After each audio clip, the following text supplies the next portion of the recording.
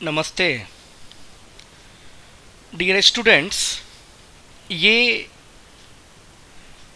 आखिरी लेक्चर है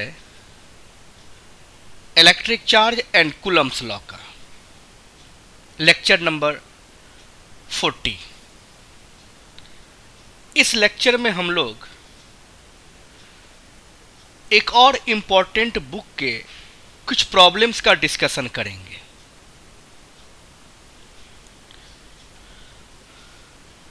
वो बुक है वॉकर हेलिडे रेसनिक की बुक प्रिंसिपल्स ऑफ फिजिक्स। इस बुक का नाम है। 3 राइटर मिलके इसको लिखे हैं, वॉकर, हेलिडे और रेसनिक। इसकी एक और बुक पहले आती थी। वॉकर के जगह पर क्रेन होते थे, हेलिडे, रेसनिक एंड क्रेन। दोनों ही बेहतरीन बुक है, लेकिन वॉकर हेलिडे रेसनिक की जो बुक है वह उसी क्रेन के बुक को थोड़ा सा मॉडिफाई करके इंट्रोड्यूस किया गया है। हम इसे बेस्ट रेफरेंस बुक कहते हैं।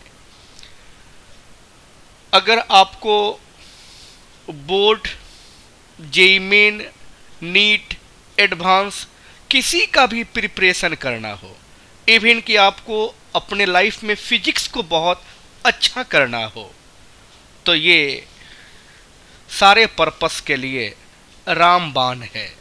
Principles of physics Halliday Resnik के नाम से यह फेमस है और रेफरेंस बुक के मामले में यह मेरे लिए नंबर 1 बुक है।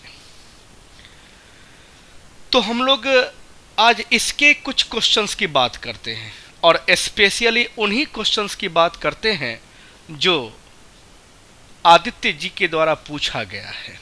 2 ही क्वेश्चंस पूछे गए हैं, हम लोग उन्हीं 2 क्वेश्चन का इस वक्त डिस्कशन करेंगे। तो उसी बहाने मौका मिला। ये हमारे हाथ में रेसनिक हेलिडे का प्रिंसिपल्स ऑफ फिजिक्स बुक का 10th एडिशन है। मतलब आप इसे लेटेस्ट एडिशन ही कह सकते हैं। तो इस बुक के क्वेश्चंस का थोड़ा प्रैक्टिस करें।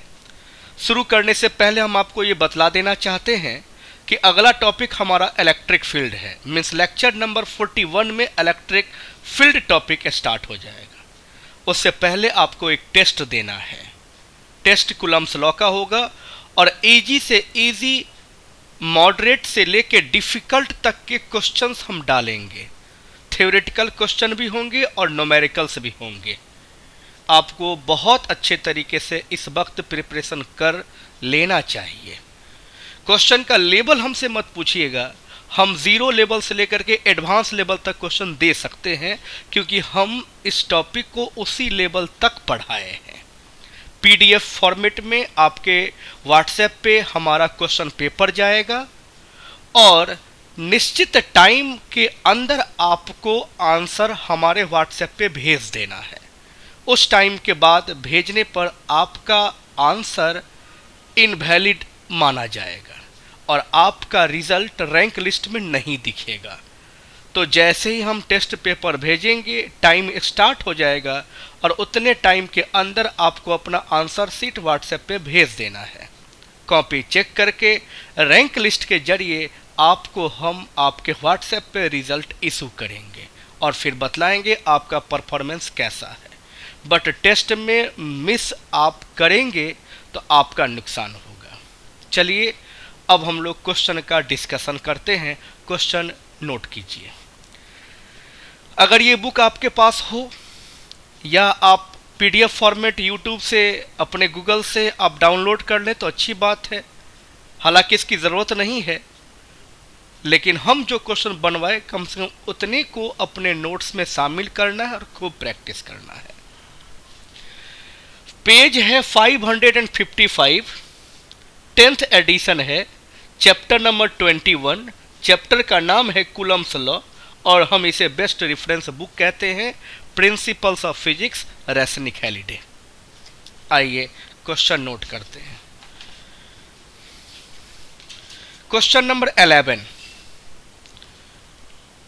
The magnitude of the electrostatic force, the magnitude of the electrostatic force between 2 point charges Q1 equals 26.0 microcoulomb and Q2 equals 47.0 microcoulomb is initially 5.70 Newton. The separation is then changed such that the force magnitude is then 0.570 newton. Full stop. एक बार और यहां तक मिलाइए।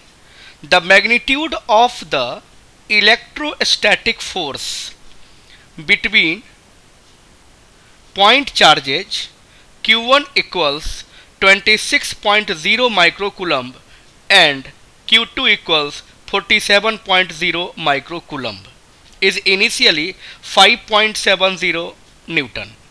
The separation is then changed such that the force magnitude is then 0.570 Newton. Full stop. दो question है यहाँ पे। A. What is the ratio of the new separation to the initial separation? B. What is the new separation? Easy question है। आपको यकीन करना चाहिए friends कि हमने लेक्चर 1 से लेके और इस लेक्चर 40 तक डिस्कस करने के बाद हम दावा करते हैं कि अगर आपने बेहतरीन अंदाज में इसे सुना है, नोट्स तैयार किया है, प्रैक्टिस किया है, उम्दे तरीके से रिवाइज किया है, तो क्वेश्चन चाहे यूरोडोप का हो, रैसनिक हेलिडे का हो, HC वर्मा का हो, NCERT का हो, IIT का हो, JEE मेन का हो, एम्स का हो, आप क्वेश्चन सब बना सकते हैं। आप एक एक क्वेश्चन की अच्छी तरीके से प्रैक्टिस कर सकते हैं। मेरा उम्मीद, मेरा यकीन कितना बेहतर है, हम अपने उम्मीद पर कितना खरा उतरेंगे, आपको ये साबित करके होने वाले टेस्ट के मार्क्स से देना है। अब क्वेश्चन को जरा सा हम लोग सॉल्व करते हैं।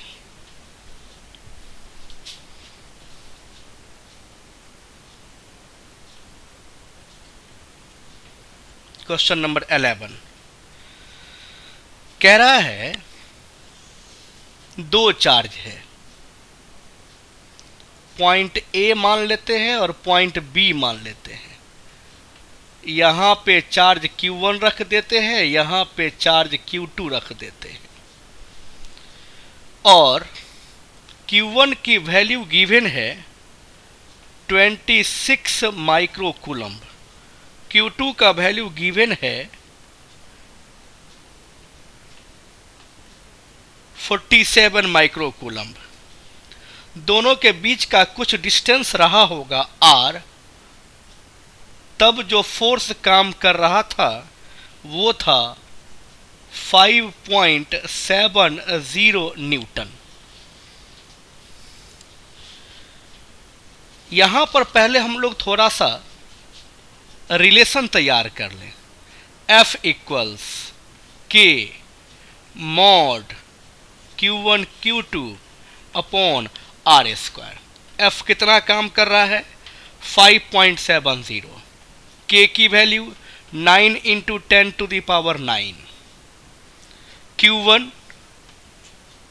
26 माइक्रो का value 10 to the power -6, Q2 47 into 10 to the power -6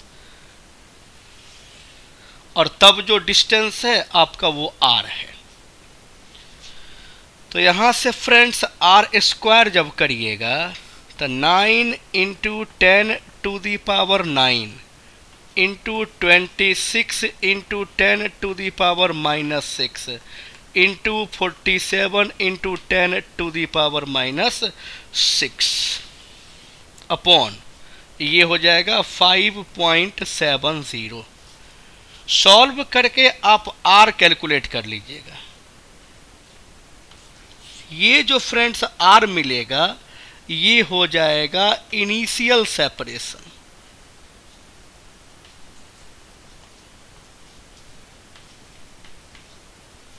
ठीक।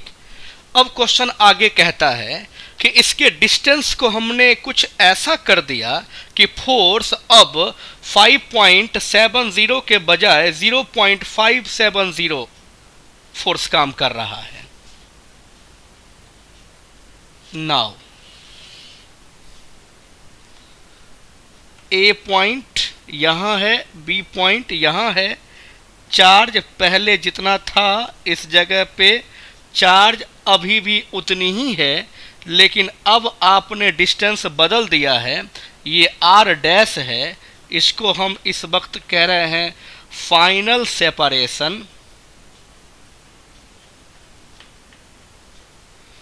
तब जो फोर्स काम कर रहा है उसको एफ डैश कह लेते हैं। 0.570 न्यूटन काम कर रहा है। तो कह रहा है कि final separation means new separation और इनिशियल सेपरेशन का रेशियो बतलाना है और न्यू सेपरेशन बतलाना है। ठीक है, तो पहले आप इसका भी एक रिलेशन तैयार कर लीजिए। F dash equals K into Q1 into Q2 upon R dash square. तो R dash square equals K का मतलब 9 into 10 to the power 9, Q1 का मतलब 26 into 10 to the power -6, Q2 का मतलब 47 इंटू 10 टू द पावर -6, और force अब आपका काम कर रहा है 0.570 न्यूटन। फ्रेंड्स, जब आप इसे सॉल्व कीजिएगा, सॉल्व करने की प्रैक्टिस बहुत ठीक से कर लेना है। जितना क्वेश्चन हमने बतलाया है टेस्ट पेपर में 90% क्वेश्चन वही रहेगा, 10% क्वेश्चन इसका एप्लीकेशन रहेगा। तो इसे सॉल्व करने पर आपको मिल जाएगा 4.39 मीटर, क्योंकि आंसर दिया हुआ है। तो बी क्वेश्चन यहीं पे सॉल्व हो गया। बी आपसे पूछ रहा था न्यू सेपरेशन। तो फ्रेंड्स, यही था आपका न्यू सेपरेशन। ये हो गया 4.39 मीटर। अब ए नंबर क्वेश्चन कह रहा है कि न्यू सेपरेशन और इनिशियल सेपरेशन का रेशियो बतलाइए। तो न्यू सेपरेशन ये है और इनिशियल सेपरेशन यहां से सॉल्व कर लीजिएगा। जब न्यू सेपरेशन और इनिशियल सेपरेशन दोनों को डिवाइड कीजिएगा तो वह रेशियो था, और वही हमारा ए क्वेश्चन था जो सॉल्व करने पर आपको मिलेगा 3.16। आप सॉल्व करके चेक कर लीजिएगा। उम्मीद करते हैं आप इस बात को बिल्कुल अच्छे तरीके से समझ गए होंगे। ये था रेसनिक-हैलिडे का चैप्टर 21 जिसका नाम है कूलम्ब्स लॉ, उसका क्वेश्चन नंबर 11। एक और क्वेश्चन पूछा गया है 22 जरा सुनते हैं क्या कहता है ये क्वेश्चन आपका। काफी मोटा बुक है, संभालने में बहुत ताकत लग रहा है। 2 equally charged particles are held 3.2 into 10 to the power -3 meter apart and then released from rest। देखिए, रेसनिक-हैलिडे क्रेन की जो बुक आती थी वह ओरिजिनल बुक था, लेकिन उसमें जो न्यूमेरिकल्स थे उसमें न्यूमेरिकल्स की संख्या तो कम थी इससे, बट उसमें डेटा बहुत टिपिकल रहता था, बहुत तो सॉल्व करके रिजल्ट लाना पड़ता था। यह जो क्वेश्चन अभी पढ़ रहे हैं वह क्रेन में भी है और यहां भी है, लेकिन क्रेन में जो डेटा था वो थोड़ा सा डिफिकल्ट टाइप का था, लेंदी टाइप का था। उस डेटा को थोड़ा सा मॉडिफाई करके यहां दिया गया है। जैसे ये क्वेश्चन जब भी सॉल्व किए नंबर 11, ये क्रेन के बुक में नहीं मिलेगा आपको। तो यहाँ प्रॉब्लम की संख्या ज़्यादा है और थोड़ा सा उसके कंपैरिजन में कन्वीनियंट है। वहाँ प्रॉब्लम कम था लेकिन लेंदी है, इसलिए इस वक्त हम लोगों के लिए वॉकर जो बुक इजीली अवेलेबल है ये ज़्यादा बेहतर है। 2 equally charged particles are held 3.2 into 10 to the power minus 3 meter apart and then released from rest. दो चार्ज पार्टिकल है और दोनों के बीच का डिस्टेंस दिया हुआ है 3.2 into 10 to the power minus 3 metre और उसको पकड़ के रखा गया है और फिर हम छोड़ने वाले हैं. The initial acceleration of the first particle is observed to be 6 meter square. The initial acceleration of the first particle is observed to be 6 meter per second square and that of the second to be 9 meter per second square. Full stop. If the mass of the first particle is 6.3 into 10 to the power minus 7 kg, comma, what are A. the mass of the second particle and B. the magnitude of the charge of each particle. अब question क्या कहता है हम लोग discuss करेंगे. ये भी simple question है. क्वेश्चन एक बार मिलाइए. Two equally charged particles are held 3.2 into 10 to the power minus 3 meter apart and then released from rest. The initial acceleration of the first particle is observed to be 6 meter per second square and that of the second to be 9 meter per second square. Full stop. If the mass of the first particle is 6.3 into 10 to the power minus 7 kg, what are A. the mass of the second particle and B. the magnitude of charge of each particle? Question mark. आप तब तक rough कीजिए, हम board clean करते हैं.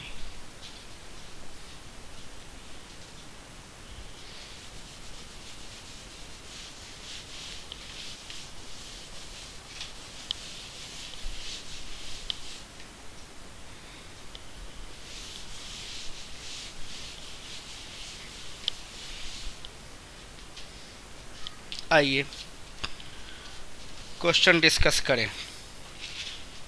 22.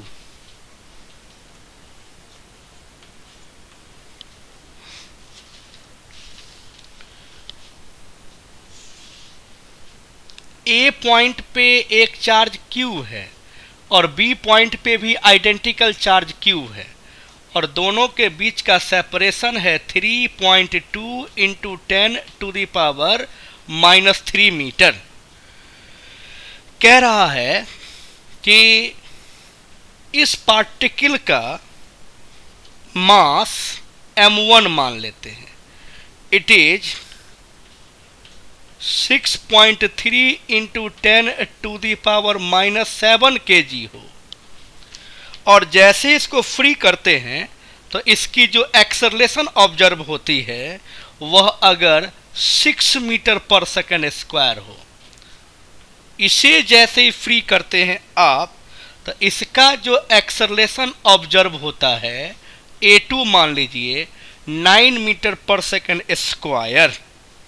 तो question आपसे demand कर रहा है ए सेकेंड पार्टिकल का मास कितना है वो कैलकुलेट कीजिए और आपसे एक और क्वेश्चन डिमांड किया जा रहा है कि आपके इच पार्टिकल का जो चार्ज है उसकी मैग्नीट्यूड कितनी है ये कैलकुलेट कीजिए. ओके डियर स्टूडेंट्स, आप जानते हैं कि इन चार्ज पार्टिकल्स के बीच जो फोर्स काम करेगा हम उसे इलेक्ट्रोस्टैटिक फोर्स कहते हैं और electrostatic force Newton's third law of motion को ओबे करता है. मीन्स यहाँ पे आपका फर्स्ट पार्टिकल सेकेंड के वजह से जितना फोर्स एक्सपीरियंस करेगा सेकेंड पार्टिकल भी फर्स्ट के वजह से उतना ही फोर्स एक्सपीरियंस करेगा. यहाँ पर फोर्स इक्वल इन मैग्नीट्यूड है, अपोजिट इन डायरेक्शन होगा.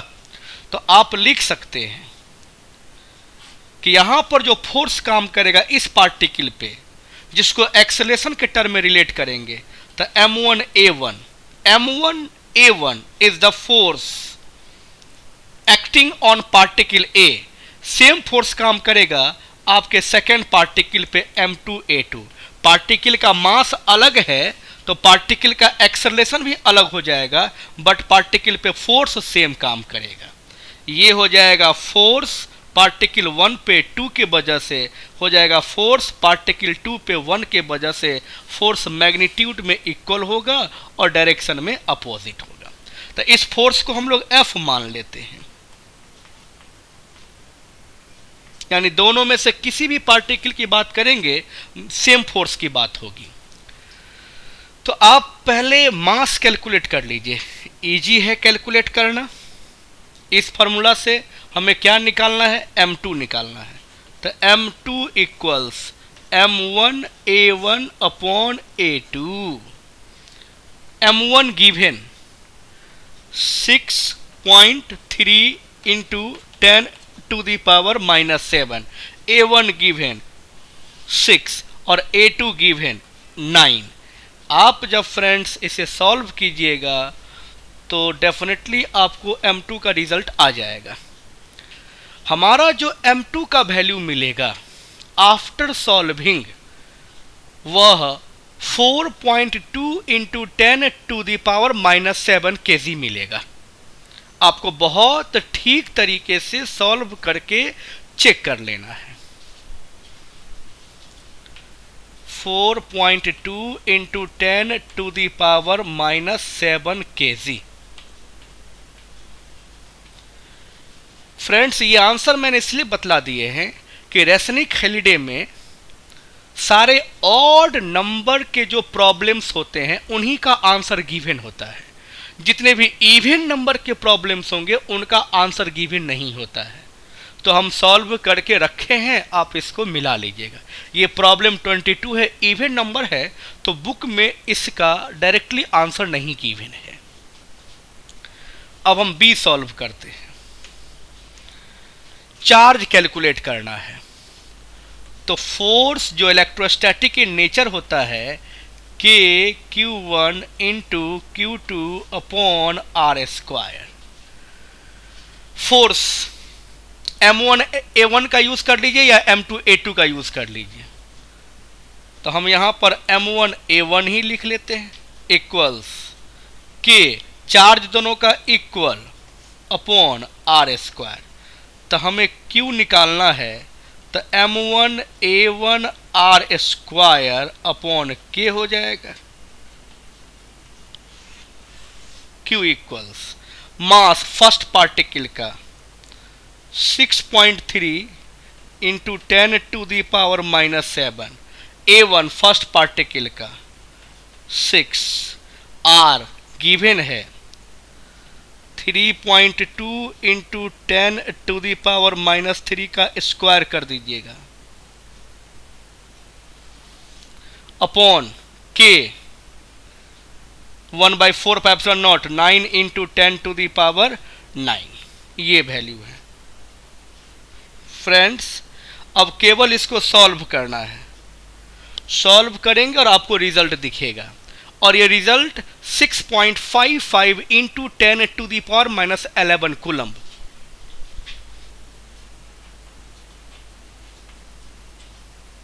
(6.55 into 10 to the power -11 coulomb) ये दिखेगा। तो इस तरीके से आप ये देखें कि अगर कंसेप्ट बहुत बढ़िया है, कंसेप्ट देने में ना मैंने कंजूसी की है, ना पढ़ने में कोई कोताही बरते हैं, तो क्वेश्चन चाहे यूरोडोव का हो या सी वर्मा का हो या रेसनिक हॉलिडे का हो या एनसीईआरटी का हो, हम फ्रीक्वेंटली सॉल्व कर सकते हैं। और हम इतना उम्मीद करते हैं कि रेयर से रेयर केस में हमारे स्टूडेंट्स 75% और मोर क्वेश्चन से इजीली सॉल्व करेंगे। रेस्ट क्वेश्चंस आपके प्रैक्टिस पे डिपेंड करता है कि आप 1 अटेम्प्ट में सॉल्व करते हैं या थोड़ी आपको मेहनत करनी पड़ती है। ये 2 क्वेश्चन हुआ। रेसनिक हॉलिडे काम इस वक्त हम समाप्त करते हैं। एक और क्वेश्चन सॉल्व करते हैं जो इस टॉपिक का ठीक ठाक क्वेश्चन कह सकते हैं। तेजी में क्वेश्चन नोट कीजिए।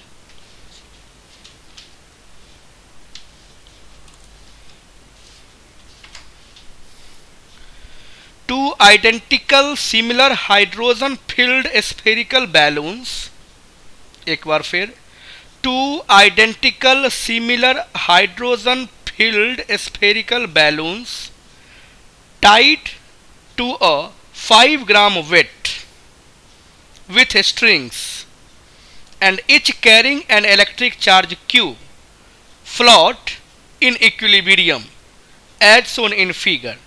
एक डायग्राम ड्रॉ करेंगे। Find A question the magnitude of q in ESU assuming that the charge on each balloon acts as if it were concentrated at its center, comma, and b the volume of each balloon।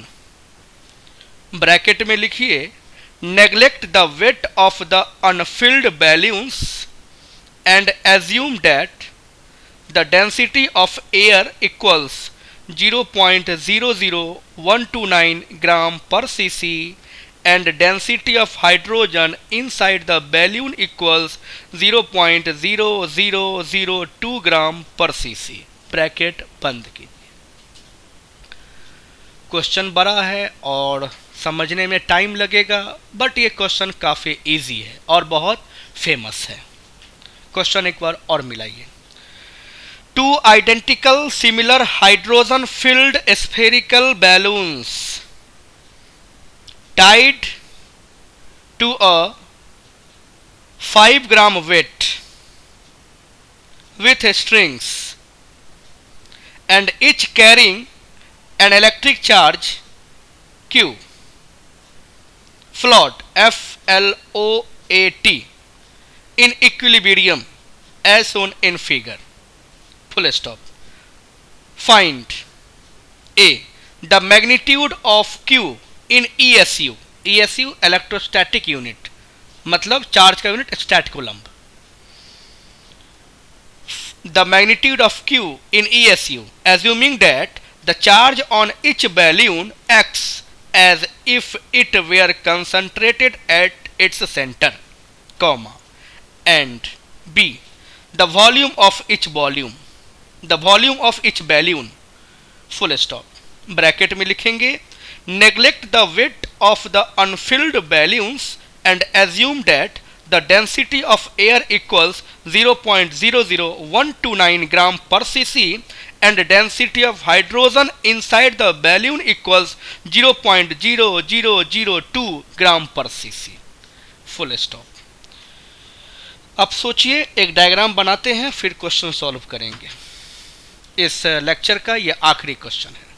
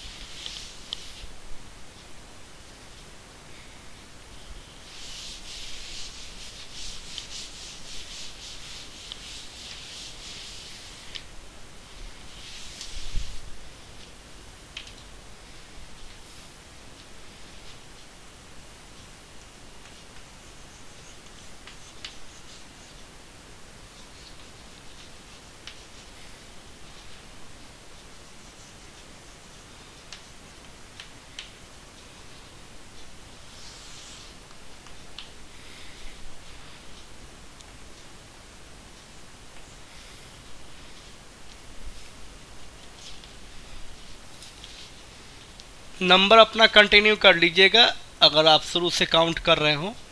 इस lecture का ये first important है और ये last ही है।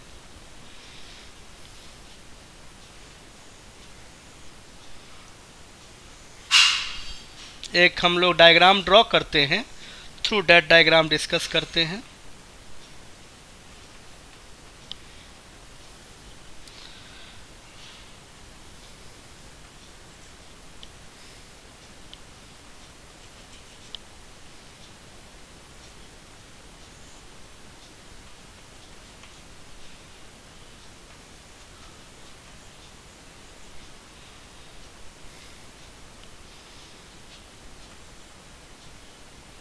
B for balloon,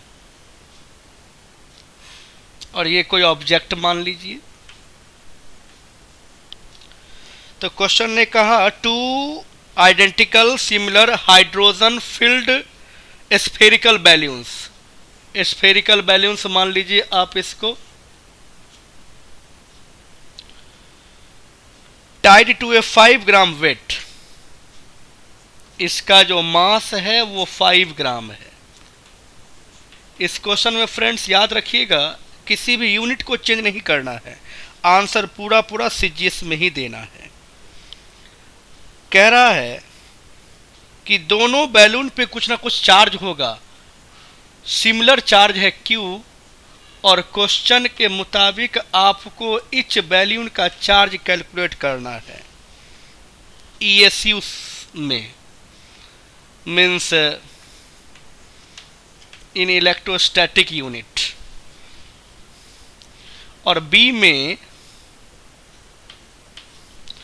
volume of each balloon calculate करना है। ठीक है, ये भी आपका सीजीएस में ही रहेगा, ज्यों का त्यों ही रहेगा इन सीजीएस। कुछ डेटा हम लोग कलेक्ट कर लेते हैं। डेंसिटी एयर का दिया हुआ है 0.00129 ग्राम पर CC, and density of hydrogen inside the balloon sigma से रिप्रेजेंट कर लेते हैं। रो का मतलब डेंसिटी ऑफ एयर, सिग्मा का मतलब density of hydrogen inside the balloon 0.302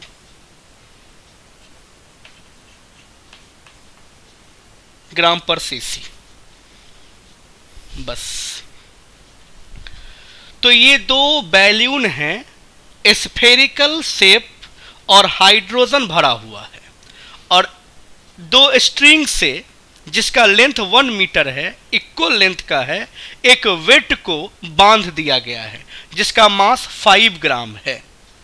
दोनों का चार्ज सेम है, दोनों के चार्ज को उसके सेंटर पे एज्यूम करना है, और सेंटर से सेंटर के बीच का डिस्टेंस है 60 सेंटीमीटर। क्वेश्चन कह रहा है कि इस सिचुएशन में आपके बैलून का चार्ज कितना है और उसकी वॉल्यूम कितनी है, ये कैलकुलेट करनी है। डेंसिटी एयर का दिया हुआ, डेंसिटी हाइड्रोजन का दिया हुआ है जो बैलून के अंदर फिल्ड किया गया है। डियर स्टूडेंट्स, इस क्वेश्चन में इंपॉर्टेंट है आपका एबीडी, आप केवल उस पर फोकस कीजिए।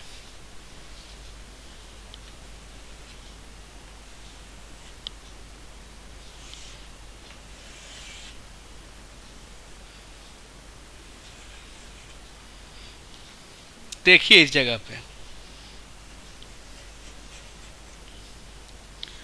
यहां पे नीचे कौन सा फोर्स काम करेगा? डेफिनेटली mg काम करेगा। इस स्ट्रिंग में टेंशन काम करेगा, इस स्ट्रिंग में टेंशन काम करेगा। वर्टिकल के साथ कुछ एंगल मान लीजिएगा थीटा, वर्टिकल के साथ कुछ एंगल मान लीजिएगा थीटा, तो डेफिनेटली ये एंगल हो जाएगा थीटा, ये एंगल हो जाएगा थीटा। हम लोग कम से कम डिस्कस करके काम कर सकते हैं। आज ये आखिरी लेक्चर है, अब हम इलेक्ट्रिक फील्ड टॉपिक में इंटर करेंगे। तो यहाँ तक में कहीं कोई दिक्कत है, अब आप वीडियो लेक्चर्स का नंबर और प्रॉब्लम व्हाट्सएप पे शेयर कीजिए। अब अलग से हम आपके साथ डिस्कशन करके उस पॉइंट्स को क्लियर करेंगे। तो इसका दो कंपोनेंट्स तो हो जाएगा ना फ्रेंड्स। एक कंपोनेंट इसका इधर t cos थीटा और एक कंपोनेंट इसका इधर t sin थीटा। इसका एक कंपोनेंट इधर तो हम लिख देते हैं 2t cos थीटा, इसका t cos थीटा, इसका t cos थीटा, और एक कंपोनेंट इधर t sin थीटा। भाई आपका ये जो t sin थीटा है, इस t sin थीटा को तो कैंसिल कर देगा, और इक्विलिब्रियम में 2t cos theta equals to mg। तो एक इक्वेशन हम लोग लिख सकते हैं, यहां पर जगह है, लिख देते हैं 2t cos theta equals to mg। एक इक्वेशन आपने तैयार कर लिया है।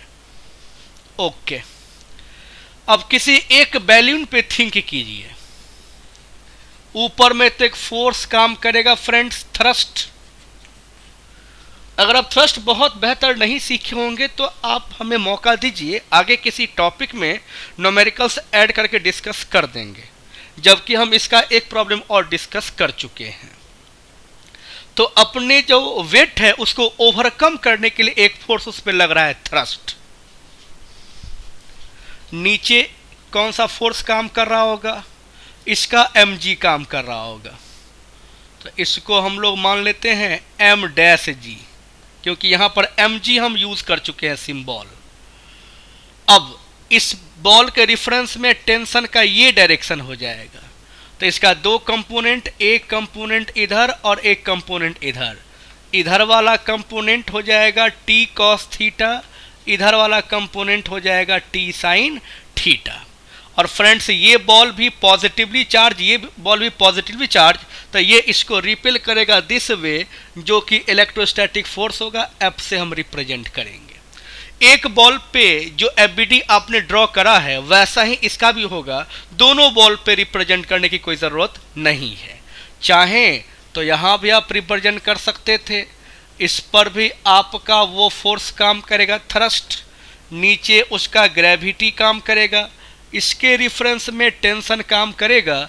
तो दो कंपोनेंट होगा, एक this way t cos theta और एक इस डायरेक्शन में काम करेगा same t sin theta.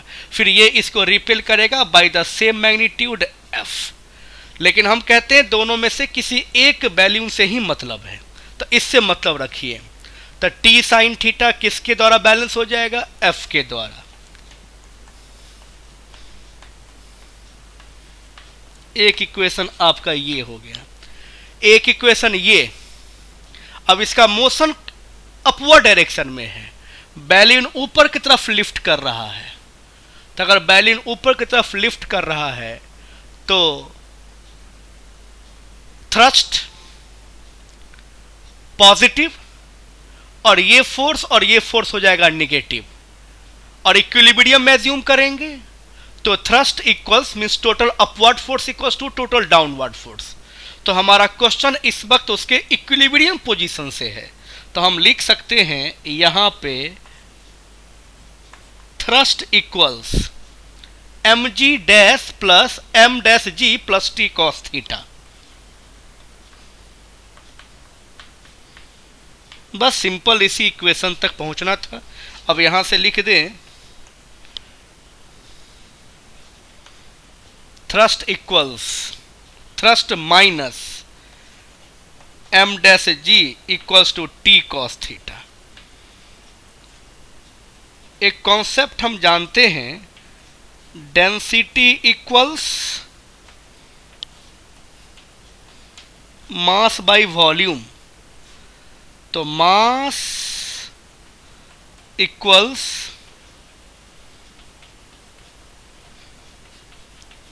Density into volume. तो ये जो m डैश g है इसे भी आप mg के फॉर्म में ही देखिए, तो g यहां पे रह जाएगा, बचा m का मतलब डेंसिटी इंटू वॉल्यूम। तो डेंसिटी इंटू वॉल्यूम माइनस इसके लिए भी density into volume into g equals to t cos theta. भाई आप वॉल्यूम और g दोनों को आप कॉमन ले लीजिए, तो rho minus sigma equals to हो जाएगा t cos थीटा, और ये आपका थर्ड इक्वेशन है।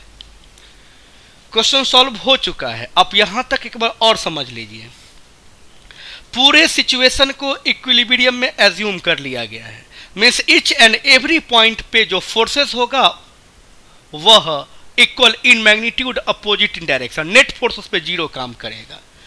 तो अगर हम एक्स वाई डायरेक्शंस के पॉइंट ऑफ व्यू से बात करें तो इसके एक्स डायरेक्शन में टी साइन थीटा एफ के इक्वल हो जाएगा, जो इक्वेशन यहां पर लिख लिया मैंने, टी साइन थीटा एफ के इक्वल।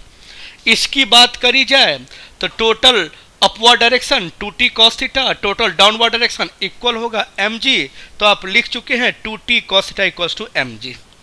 हम किसी बैलून के वाई डायरेक्शन की बात करें तो total upward force equals to total downward force.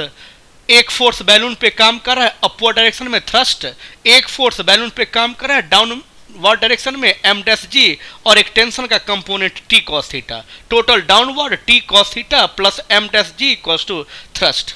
हमने चेंज कर दिया। हमारे क्वेश्चन में डेंसिटी एयर का दिया हुआ है, हमारे क्वेश्चन में बैलून के अंदर जो फिल किया हुआ है हाइड्रोजन उसकी डेंसिटी दी हुई है, तो हमने इसको चेंज किया। थ्रस्ट मीन्स एयर के वजह से जो फोर्स काम कर रहा है आपके बैलून पे, तो डेंसिटी मैंने एयर का पुट किया।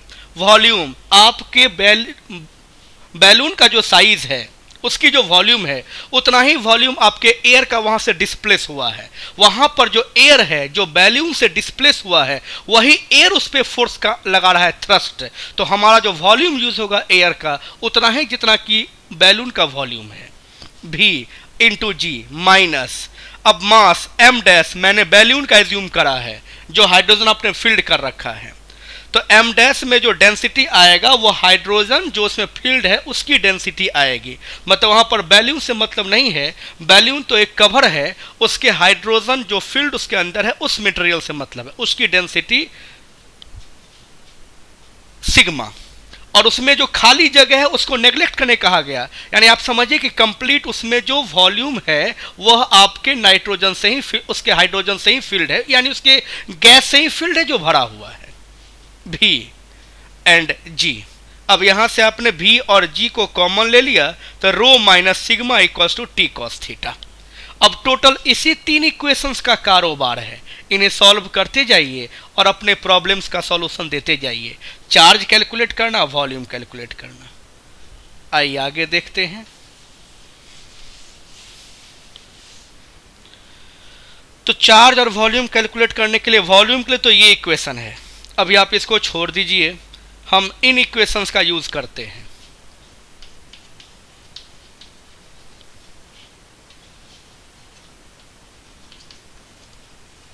फ्रॉम इक्वेशन 1 एंड 2 क्या करते हैं, 2t cos थीटा को डिवाइड कर देते हैं t sin थीटा से।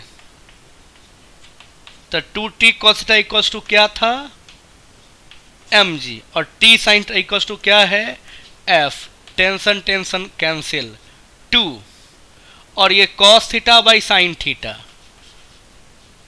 1/tan theta mg upon f। ठीक है, तो f इक्वल्स टू क्या लिख सकते हैं,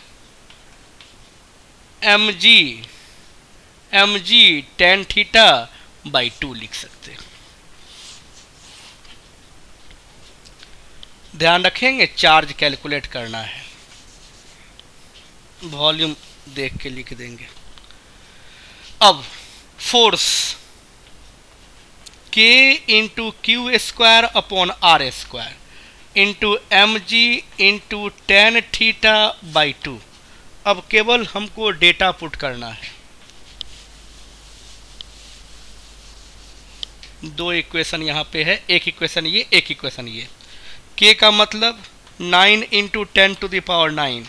चार्ज कैलकुलेट करना है। डिस्टेंस इस दोनों बैलून के बीच का दिया हुआ था 60 centimetre, 60 into 10 to the power -2, और इसका करना पड़ेगा स्क्वायर। मास, इच बॉल का मास इसका mg है, दिस 5 ग्राम। अच्छा, एक इंपॉर्टेंट बात, यहां हम लोगों ने थोड़ी सी गलती करा।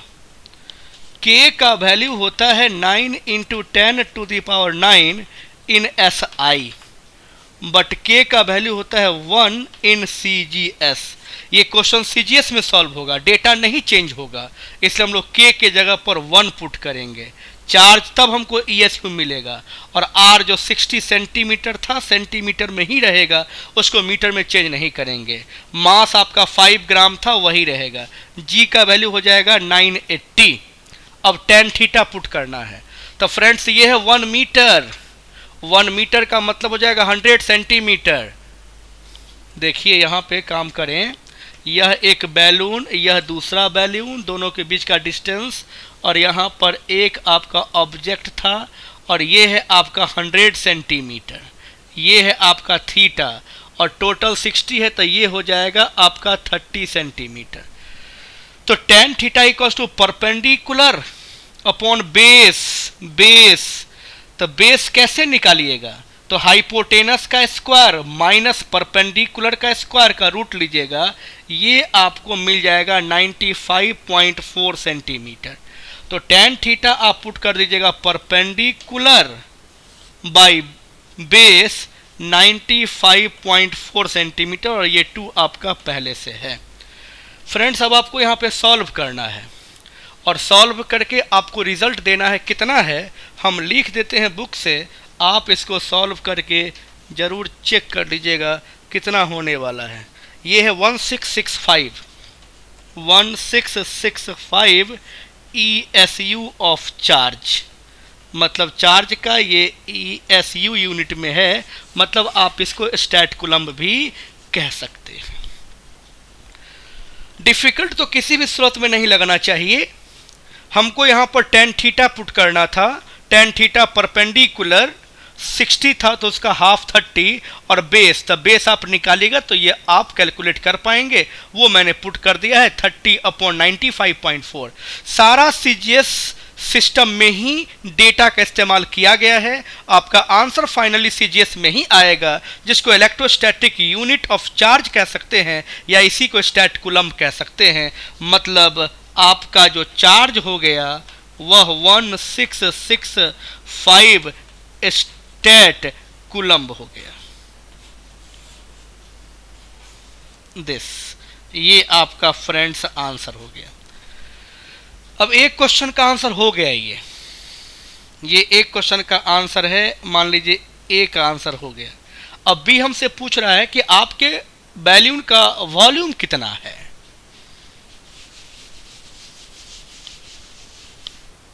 ठीक है, तो हमारे पास एक इक्वेशन ये है, इक्वेशन 3।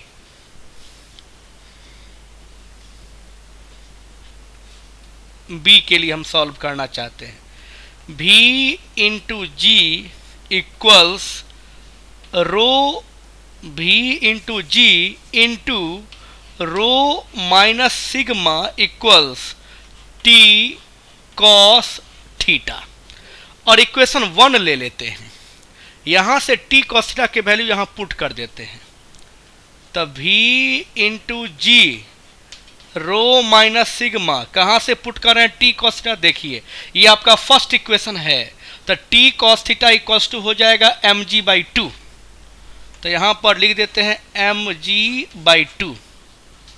अब g से g कैंसिल हो गया, तो v into rho minus sigma equals to m/2, तो v निकालना है, तो m/2 रो माइनस सिग्मा। फ्रेंड्स, यही है आपका फॉर्मूला। अब डेटा पुट करके आप लिख दीजिए, V इक्वल्स मास 5/2, डेंसिटी आपका कितना था 0.00129, 0.00129 minus hydrogen inside the balloon 0.0002, 0.0002। Friends, फिर आप सॉल्व करके आंसर लाइएगा 2294 cc सेंटीमीटर क्यूब cc पड़ते।